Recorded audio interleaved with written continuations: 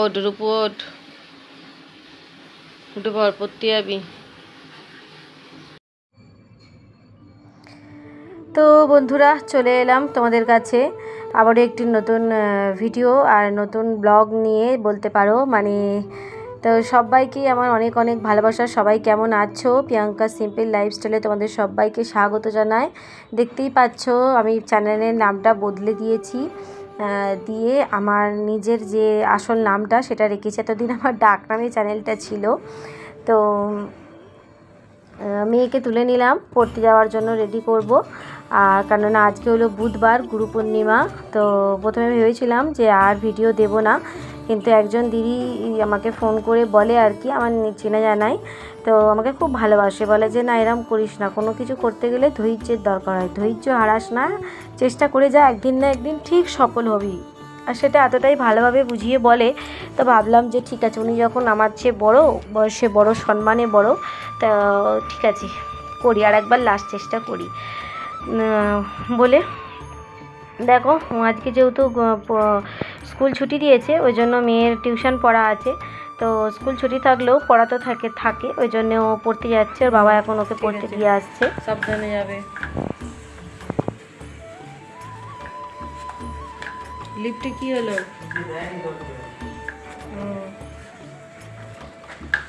Tata.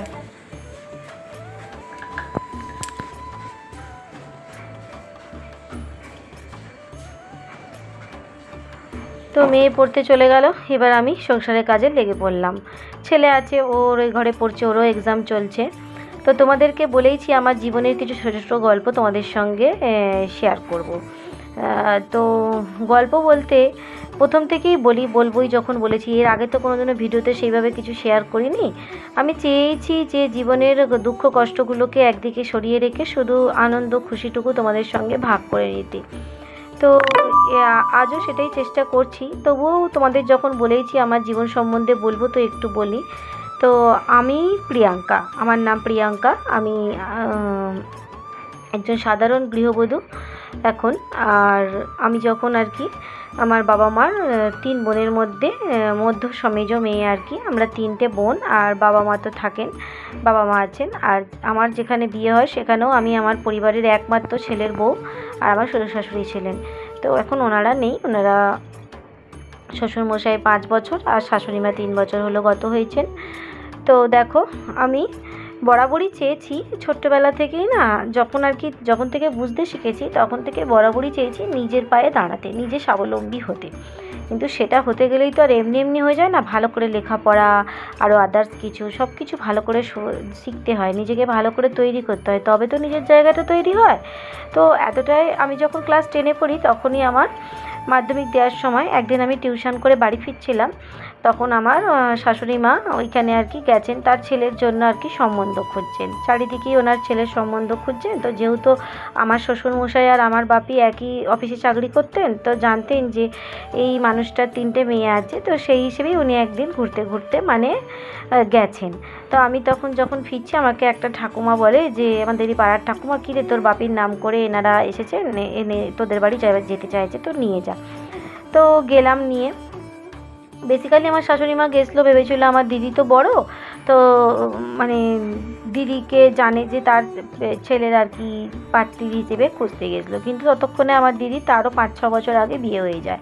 তারপরে উনি শাশুড়ি মা মাকে বলেন যে আপনার ভাইয়ের মেয়েরা, আমার মামার মেয়েরা বা পিসির মেয়েরা কেউ আছে নাকি। আমার তো পিসি নেই, আর মামার মেয়েদেরও, তারাও নিজেদের পায়ে দাঁড়াবে বলে নিজেদের তৈরি করছে, সবারই কিছু না কিছু দেখা আছে। তাই জন্য মা বলে যে না, আমাদের এখানে তো আর সেরকম নেই, তবে হলে আপনাকে জানাবো। তারপর যেমন অতিথি আপ্যায়ন হয় এরকম করে, যেহেতু বন্ধু চেনা জানা, দীর্ঘ বছর পর দেখা হয়েছে, যে যার বাড়ি চলে যায় আর কি, শাশুড়ি মা চলে আসেন। তারপর একদিন হঠাৎ করেই আমার শাশুড়ি মা আবারও আমার মাকে ফোন দেন। তো এসে বাড়িতে শ্বশুরমশাইকে আমার কথা বলেন যে ওনার আর একটা মেয়ে আছে, সেও একটু লম্বা হয়েছে, আমি না বরাবরই একটু লম্বাটে টাইপের, কিন্তু আমার বরের থেকে আমি অনেকটাই ছোট।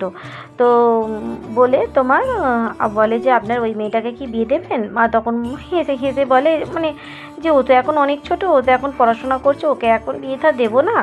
তো বলে আর কি, তখন ব্যাপারটা না হয়ে যায়। তারপরে আমার শ্বশুরমশাই আবার একদিন যান, তা শ্বশুরমশাই আমাকে দেখে খুব পছন্দ হয়, তো উনি বলেন যে হ্যাঁ একেই করব। তারপরে এইরকম কী থেকে কি মায়েরও ভালো লেগে গেল, যেহেতু চেনা জানার মধ্যে আমার হাজবেন্ডও বাবা মার একমাত্র সন্তান, শ্বশুর শাশুড়িকেও ভালো ভালো দেখলো, তো সেই জন্য এইভাবেই যোগাযোগটা হতে থাকলো আর কি। তারপর দুই বাড়ির মধ্যে কথাবার্তা হলো, দুই বাড়ির মধ্যে আত্মীয় পরিজন সবাই মিলে যাতায়াত হলো, হয়ে একদিন ওই বছরের মধ্যেই বেশ 8-9 মাস ধরে কথাবার্তা হয়ে ওই ছোটো বয়সেই আমার বিয়ে হয়ে যায়। তো আমার বর বলেই ছিল, আমার শাশুড়ি মাও বলেছিল যে বিয়ে হয়ে গেলেও চিন্তা নেই, মেয়েকে আমরা পড়াশোনা করাবো। কিন্তু আমার ওই ছোটোবেলা থেকেই ইচ্ছাটা, মানে নিজের পায়ে দাঁড়াবো, নিজে কিছু করব, তার এই যে সংসার সন্তান এত তাড়াতাড়ি করতে চাইনি আমি। তো যাই হোক, যার চাল যেখানে যে হাঁড়িতে মাপা থাকে তার তো সেখানেই ঠাঁই হবে বলো। তো আমিও চলে এলাম এদের সংসারে সেই ছোট্ট বয়সেই। তারপর থেকে এসে আমার বর কিন্তু, এবার মাধ্যমিকের রেজাল্টটা আমার খারাপ হয়, মাধ্যমিকের রেজাল্ট কিন্তু আমার ভালো হয় না, মানে টোটালে ভালো নাম্বার উঠলেও দুটো সাবজেক্টে খুবই কম নাম্বার ওঠে, তার জন্য মাও একটু রাগ হয়ে যায়। তা মা বলে যে ঠিক আছে এবার তোর বিয়ে দিয়েই দেবো। তো ওই যাই হোক, বিয়েটা আর কি হয়ে গেল এরকম করে। তারপরে আমার বর আমাকে পড়াশোনা টড়াশোনা সব করায় ভালো করে, মানে অনেক দিনের গল্প তো, সবটা আর তোমাকে তো ওই বইয়ের গল্পর মতো সাজিয়ে বলা যায় না, না জীবনের গল্প, যখন যেটা আর কি মাথায় মনে পড়ছে সেটা তোমাদেরকে ভালো করে বলার চেষ্টা করছি আর কি।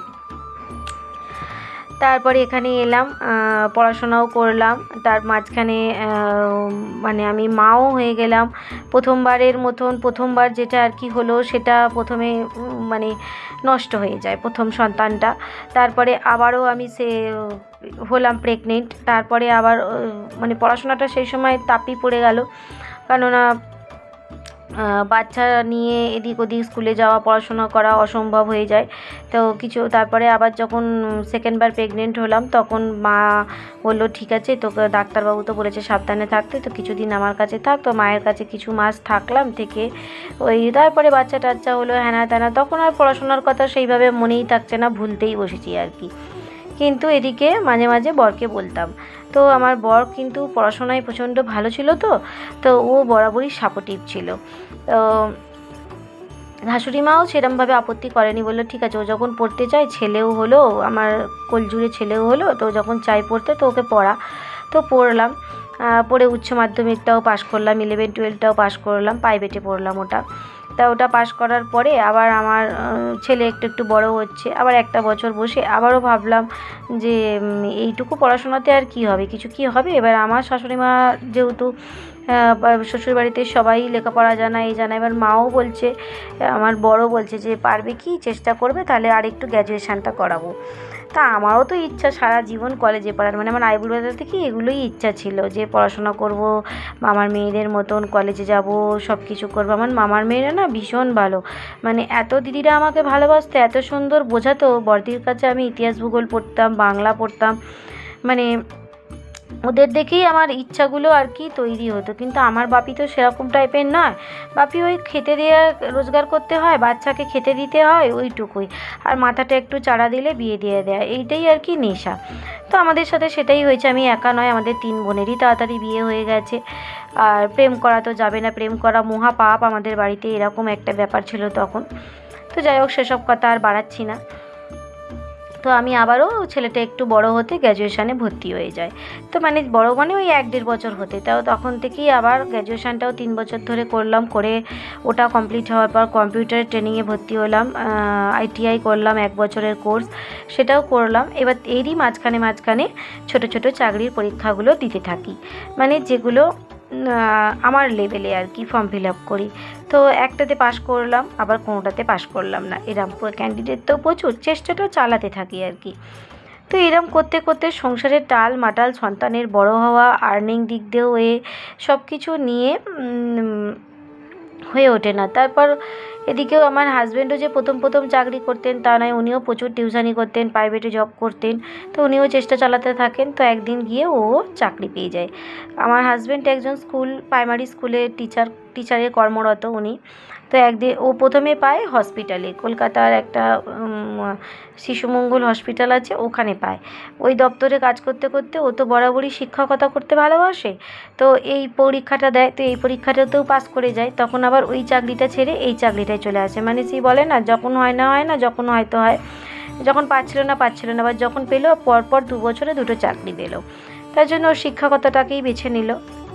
কিন্তু এখন তো শিক্ষকদের নিয়ে যাওয়া হচ্ছে, যার জন্য যারা স্কুল টিচারের বউ বা বাবা মা, তাদেরকে তো প্রচুর কথা শুনতে হয়। তো যাই হোক, এরম করতে করতেই আমার জীবনটা চলতে থাকে। তো আমি ওই চাকরির পরীক্ষায় 2-1 বার 4 বার 5 বার বসি, তারপর ছেড়ে দিই, তারপর আর দেওয়া হয় না। এই সংসারের মায়াজালেই আমি আবদ্ধ হয়ে যাই। এই করতে করতে ছেলেও বড় হতে থাকে। তারপর শ্বশুরমশাইও একদিন অসুস্থ হয়ে গেলেন। শ্বশুরমশাই ভীষণ কাজের ছিলেন। ওনার কাছ থেকে হাতে ধরে আমি বহু কাজ শিখেছি, বিশেষ করে রান্নাঘরে রুটি তরকারি, লুচি পরোটা এগুলো করা। আর শাশুড়িমাও প্রচণ্ড টিপটপ আর গুছনে ছিলেন। তো উনি সবসময় বলতেন যে বাইরে বেরিয়ে কাজ তোমাকে করতে হবে না। যাই হোক, বরের কিন্তু প্রচুর ইচ্ছা, আমার বরের আজও ইচ্ছা আমার বউ একটা চাকরি করুক বা কাজ করুক।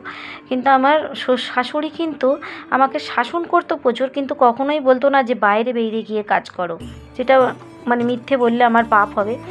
তো উনি সবসময় বলতেন কী হবে ওসব করে, নিজের পড়াশোনা করেছো তুমি, এবার নিজের বাচ্চা নিজে সামলাও। আমি বাচ্চা সামলাতে পারবো না, কারণ উনি প্রচণ্ড মডার্ন ছিলেন। নিজের ঘরদোরগুলোকে প্রচণ্ড পরিষ্কার করে রাখতে ভালোবাসতেন, নিজেকে ভালো সাজিয়ে রাখতে ভালোবাসতেন। আর তোমার বাচ্চা তুমি সামলাও, এরকম আর কি। মানে বাপের বাড়ি পাঠাতো, আবার কতক্ষণে আসবো ছটপট করতো, বলতো যে তাড়াতাড়ি চলে আসবি।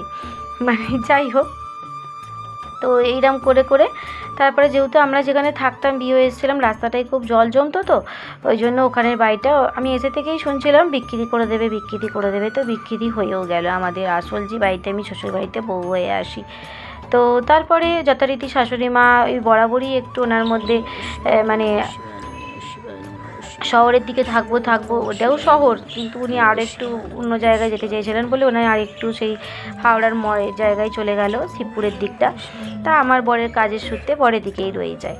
তো তারপরে আবারও একসাথে আমার বর যখন সরকারি চাকরি পায়, তখনও কিন্তু আমার বর কোনো চাকরি পায় না, ওই টিউশন আর প্রাইভেটে জব করতো। আমি তখন ওইটা 2007-8-9 সালের কথা বলছি। তারপর যখন আমার বর চাকরি পায়, তো আমার শাশুড়িমা বলেন ঠিক আছে, বউ যখন চাকরি পেয়েছে, তো এইবারে আমরা আবার একটা কিছু কিনি বলে, তাহলে শ্বশুরমশাই আর কি বাড়ি বিক্রির টাকা আর গ্যাস থেকে যে যৎসামান্য টাকা পেয়েছিলেন, সেই সমস্ত টাকা দিয়ে একটা ফ্ল্যাট কিনলেন। আর সংসারের সমস্ত দায়িত্ব আমার হাজব্যান্ডের।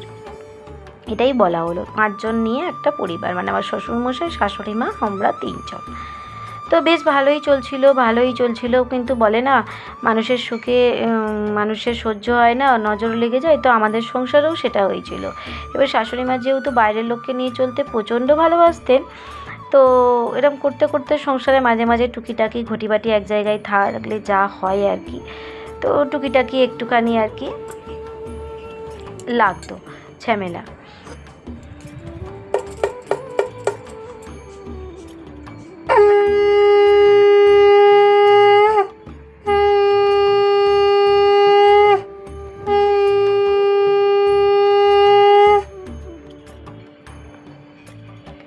তো শাঁখটা বাজাবো বলে ওখানটায় চুপ করে গেলাম। দেখো কাজগুলো সব তাড়াতাড়ি করে নিচ্ছি।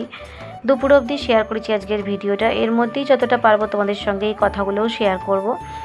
তো আমার না, আমি প্রথম প্রতিবাদ করিনি, তারপরে আবারও প্রতিবাদ করেছি। অনেক মিটিং হতো এই ওই সেইকে নিয়ে, কিন্তু এগুলো আমার ভালো লাগতো না। ছোটোবেলায় যখন অনেকটা ছোটো, মানে আমার বাচ্চা যখন হয়েছে আমি নিজেই কত ছোটো, আমার আবার একটা বাচ্চা, কোন দিক যাব সামলাবো, কখনো ঝগড়া করব, কখন কি, মানে এই জিনিসগুলো রোজ ভালো লাগতো না। তাই ভাবলাম তাহলে আলাদা থাকাই ভালো। তাও বলে যে যার মতন সেটা আলাদা হয়ে থাকি। তো শ্রীকৃষ্ণে আসার পরেও, মানে যেটা এখনও বেঁচে আছে আমার শাশুড়ি মার বাড়িটা, সেটা তোমাদের সঙ্গে শেয়ার করব। ওটাও হয়তো আমরা বেশি দিন রাখতে পারবো না, এতটাই আমরা জর্জরিত হয়ে যাচ্ছি। কারণ স্বামী প্রচুর লোন নিয়ে তারপর আমরা আর কি এই ফ্ল্যাটটা করি, ভাড়া চলে যাই, একবার ছেড়ে দুবার আমরা ভাড়া চলে যাই, কারণ এই অশান্তি ভালো লাগতো না। এটা দেখতেও তো খারাপ, ছেলে মেয়ের সামনে, বাবা মার সামনে ঝগড়া অশান্তি, এটা দেখতেও খারাপ লাগে। একবার দুবার তিনবার চারবার অশান্তি করা যায়, বারবার সেটা বয়সের সাথে সাথে ভালো লাগে না। তো যে যার মতন চলে যায়, কিন্তু তাতে আমাদের কিন্তু মুখ দেখাদেখি বন্ধ হয়নি। আমরাই মামাকে আসতাম, যে দেখা করতাম বা ওই রান্না পাঠিয়ে দিতাম বা এরকম থাকতো, মানে আমাদের ছাড়া তো থাকতেও পারবে না, যখন যেটা বলার বলে দিত মন খুলে, আবার ভালোও বাসতো। কারণ আমার যেগুলো না বললেই নয়, মানে আমি তোমাদেরকে সবটা তো একদিনে, একটা 17 বছরের সংসারের জীবন একদিনে বলে ওঠা সম্ভব নয়। আমার শাশুড়ি মা কিন্তু ভালোবাসতো পুজো আচ্ছায় জিনিস টিনিস দেওয়া। তো বন্ধুরা, পুজো হলো, জামা কাপড় মেলা হলো, এবারে একটু চা খেয়ে নিই, চা বিস্কিট। আর এই যে আমার জন্য রয়েছে বাপুজি কেক একটা, এই বাপুজি কেক আমার ভীষণই প্রিয়। তো আমি এই চা বিস্কিট আর কেকটা খেয়ে রান্নায় নামবো, কারণ আমাকে এখন বেরোতে হবে। কোনো রকমে একটু ডাল আলু ভাতে মাছ এনেছে, মাছের ঝাল বা কিছু মাছ ভাজা করে দেবো, কেননা মেয়ে শীতের স্কুলের সোয়েটার ফোয়েটার কিনতে যাবো, ঠান্ডা পড়ে গেছে। ভেতরেরটা ড্রেসের ভেতরের একটার কেনা হয়েছে, একটা ড্রেসের ভেতরে আর একটা ড্রেসের কেনা হয়নি, সেটা যাব। আর হারমোনিয়ামটা দোকানে দিতে যাওয়ার ইচ্ছা আছে, অনেক দিন আগে যেটুকু দেখিয়েছি, কিন্তু হারমোনিয়ামটাকে আমার দিয়ে যাওয়ার সময় হচ্ছে না, ওটাকে নিয়ে যাবো তাড়াতাড়ি করে। এবারে একদমই আবারও রান্নার দিকে ছুটবো। এই চা কেকটা খেয়ে রান্নাটা করে যাব, তারপরে এসে আবার দুপুরে ভাত খাবো। তোমার সঙ্গে আবার পরে আসছি বলে তারপর বিউটি পার্লারে নিয়ে যেত। মায়ের হাত ধরেই কিন্তু আমার প্রথম বিউটি পার্লারে যাওয়া। তারপরে মাও বিজনেস করতো, বড়বাজার যেত, সেখানে শাড়ি কিনতে যেত, দিত, মানে সাজগোজের দিক দিয়ে উনি মানে একদম ফার্স্ট ছিলেন। আর আমি ওনার থেকেই সব কিছু শিখেছি। উল্টে আমাকে বলতো, তুমি কেন সাজো না, এগোছো না। আমিই শিখেছি রান্নার এই বাঁধন বলো, সংসারটাও খুব বাঁধনে বেঁধে রেখেছিলেন। ওনার সব ভালো ছিল, খালি ওনার ওই বাইরের লোকের কথা না উনি কানে নিতেন। ওনার অনেক উল্টোপাল্টা বন্ধু ছিল, আর তার জন্যই না নিজেদের সংসারে অশান্তি হয়ে যেত। এবার সব সময় এগুলো দেখতে তো ভালো লাগতো না, ছেলে বড় হচ্ছে, এবার এই জিনিসগুলোর জন্য আমি মাঝে সরে এসেছিলাম।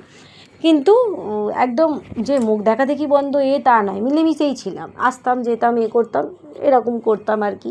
6 মাস 1 বছর এরমভাবে আলাদা ছিলাম। তারপরে আবারও আমরা এই ফ্ল্যাটটা নিয়ে নিই লোন করে, যে এরমভাবে তো থাকা যায় না। আর মা বাবাও এখানে একা, তার মাঝখানে শ্বশুরমশাই দীর্ঘ অসুস্থ হয়ে পড়েন। তো উনিও আমাদের মানে তার মাঝখানে আরও অসুস্থ হয়েছে, সেই সব অসুস্থতার গল্প না হয় পরে আরও বলবো। তো সেরে কীভাবে উঠলো না উঠলো। তারপরে এইখানে কাছাকাছি আমরা ফ্ল্যাটটা নিই, মানে আমার এই ফ্ল্যাট থেকে মা বাবার ফ্ল্যাট, শ্বশুর শাশুড়ির ফ্ল্যাট মাত্র 2 থেকে 3-4 মিনিটের হাঁটা পথ। তোমাদেরকে শেয়ারও করেছি একবার, ওই ফ্ল্যাটে ফিস্ট হয়েছিল না, শেয়ার করেছিলাম। তো এই আসা যাওয়া থাকতো। শ্বশুরমশাই যখন চলে গেলেন, শাশুড়ি মাও এখানে এসে অনেকবার থেকেছে। তো আমি তখন থেকেই এইসব ব্লগগুলো দেখতাম, টিভি দেখতে উনি ভালোবাসতেন। তো বলতো যে তো সবাই এত ব্লগ করে, করে, তুমি কেন করো না, তোমার যদি এত টাকা, মানে আমার টাকা রোজগার করার নেশাটা না বরাবরই, মানে আমি নিজের পায়ে কিছু করব, হাজব্যান্ডকে সাহায্য করব, বাবা মাকে করব, সন্তানদের করব, এইটা না আমার বরাবরই নেশা। কেন ও একা করবে? আজকের যুগে দাঁড়িয়ে সবসময় ছেলেরা যদি মেয়েদের দায়িত্ব নেবে, তো মেয়েরা কেন নেবে না? এরকম আমি অনেক টিউশনও করেছি, বিয়ের পরে একটা ছোট স্কুলে পড়িয়েওছি, হাতের কাজ করেছি, পুঁথির কাজ করেছি, সেলাইয়ের অনেক রকমের কাজ করেছি, মাল প্যাকিংয়ের কাজ করেছি। তারপর লাস্টে আমি এই বিজনেসটাকে আর কি ধরেছি। তো বিজনেসটা এখন তো সেইভাবে চলে না, কারণ ওই একটা প্রাইমারি টিচারের মাইনে কত হতে পারে সেটা নিশ্চয়ই তোমাদের ধারণা আছে। তার উপরে বাড়িতে 18,000 টাকা লোন চলে, তার উপর 2টো বাচ্চা ইংলিশ মিডিয়ামে পড়ে, তার উপর 30 দিনের খাওয়া দাওয়া, লোকলৌকিকতা, মাঝে মাঝে ইচ্ছা হয় এখানে সেখানে ছোটোখাটো একটা ট্যুরে ঘুরতে যাওয়া। এই সব কিছু না ওই একটা মানুষের ওপর হয়ে ওঠে না। এটার জন্যই আমার প্রচণ্ড টেনশান হয়, আর এর জন্যই আমি এই চ্যানেলটা আর কি সত্যি কথা বলতে খুলেছি। অনেকে আছে প্রয়োজন নেই তাও খুলেছে, কিন্তু আমার সত্যি প্রয়োজন আছে। জানি না উঠে দাঁড়াতে পারবো কিনা, তবু আমি আপ্রাণ চেষ্টা করে যাই আমার হাজব্যান্ডের পাশে থাকার জন্য। আর আমার বাবা মাও বয়স হয়েছে, ওনাদেরও অনেক আর্থিক দিক দিয়ে ওনারা দুর্বল। তবুও আমি আমার সংসারকে মেনটেন করে যতটা পারি, যত সাধ্য, আটানা কি 1 টাকা কি 1 পয়সা, সেটা দেওয়ার চেষ্টা করি, হ্যাপি রাখার আর কি। আর এদিকে দেখো আমি হারমোনিয়াম রেডি করে নিয়েছি, আমি নিজেও রেডি হয়ে গেছি। এটাকে নিয়ে এখন যাই দোকানে, আর মেয়ের স্কুল ড্রেসের দোকানটাতেও যাব, দেখা যাক কতদূর কী করতে পারি। মোবাইলটাই একদম চার্জ নেই, দেখি চলো। তো এই দোকানটাতেই যে জেঠুর কাছে মেয়েকে গান শেখাবো, তিনি এই দোকানটাতেই আসতে বলেছেন। তো এতদিন ধরে সময় আর হয়ে উঠছে না বন্ধুরা, তবু আজকে অনেক চেষ্টা করে সময় করে জিনিসটাকে নিয়ে এসেছি। এই দেখো, এইটা যে সারাবো এটাও তো একটা খরচার ব্যাপার, সেই খরচাটাও তো আমাকে বুঝে করতে হবে না। তো সেই জন্য একটু দেরি হলো। তো বেরিয়েছিলাম, হারমোনিয়ামটা দিয়ে এলাম আর ড্রেসের দোকানে গেলাম। ড্রেসের দোকানে সব ড্রেস পাইনি, প্যান্টের কালারটা ম্যাচিং হচ্ছে না। সন্ধ্যেবেলা আর একটা দোকানে যাব, দেখা যাক কী হয়। আর ছেলেই মেয়েকে খেতে দিয়ে দিয়েছে, আমিও এসে পড়লাম, এসে চেঞ্জ করে বসলাম। এই যে এখানে মেয়ে এখনও খাচ্ছে, এই যে সব রেডি করেছি, আমার আঙুলটা এসে যাচ্ছে না। এই যে মেয়ে এখনও খাচ্ছে এখানে বসে বসে, খাবার সব এখানে রেডি। বরের ভাত বেড়ে ফেলেছি, আমিও দুটো খেয়ে নেবো। চলো। তো কখনো ভাবিনি এই ফ্ল্যাটটাতে আসতে হবে বা আমাকে কিনতে হবে, কারণ মা বাবা যখন কিনেছিলেন বলেইছিলেন আমরা ঘরবাড়িটা কিনবো আর তোমাদেরকে পুরো সংসারটা মেনটেন করতে হবে। আমরা শেষ দিন অবধি, ওনাদের শেষ দিন অবধি তাই করেছি। ওনাদের কথা যেটা উনি বলেছিলেন আমরা সেটাই রেখেছি। কিন্তু মাঝখানে কি বলবো, ওই মানুষের নজর আর দৃষ্টিতে আমরা আলাদা হয়ে যাই। তাতেও চেষ্টা করেছিলাম, কিন্তু এইভাবে তো আর হয় না। তো বারবার ওই যাওয়া আসার থেকে ভাবলাম ঠিক আছে চলো কাছাকাছিই থাকি, বলে এতে অশান্তিও কম হবে। তো এই বাড়িটা লোন করে নেওয়া হয়। তো এখানে এইটাতেই লোন করতে গিয়ে আমার বিয়ের যত গয়না ছিল আমি তার মানে যা ছিল, যেটুকু ধরুন আমার কাছে 4 টাকার গয়না ছিল, 4 টাকার মধ্যে 3.5 টাকার ওপর গয়না আমি বিক্রি করে দিয়ে এই বাড়িটা আর কি লোনের, আমার বর আমার একদম তার জীবনের রিটায়ার লাইফ টপকে লোন করেছে। আর প্লাস ওই গয়নাগুলো বিক্রি করে এইসব জল হ্যানা ত্যানা কারেন্ট যেভাবে আনার আর কি চেষ্টাটা করেছি। অনেক কষ্ট করে এই বিল্ডিংটা ধরেছি। তো আজকে ভিডিওটা বেশি আর বাড়াচ্ছি না, এখানেই থাক। দেখা হচ্ছে নেক্সট ভিডিওতে, পরে আবারও কথা হবে। টাটা।